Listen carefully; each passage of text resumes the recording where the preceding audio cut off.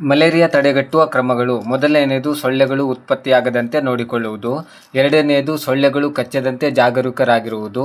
ನಿಂತಿರುವ ನೀರನ್ನು ತಕ್ಷಣವೇ ತೆಗೆದುಹಾಕಬೇಕು. ಮನೆಯ ಸುತ್ತಮುತ್ತ ಇರುವ ಹೊಂಡಗಳು, ಮಳೆ ನೀರು ನಿಲ್ಲುವ ಜಾಗಗಳು, ತೆಂಗಿನ ಚಿಪ್ಪುಗಳು ಮತ್ತು ಹಳೆಯ ಟೈರ್ಗಳನ್ನು ತೆಗೆದುಹಾಕಬೇಕು.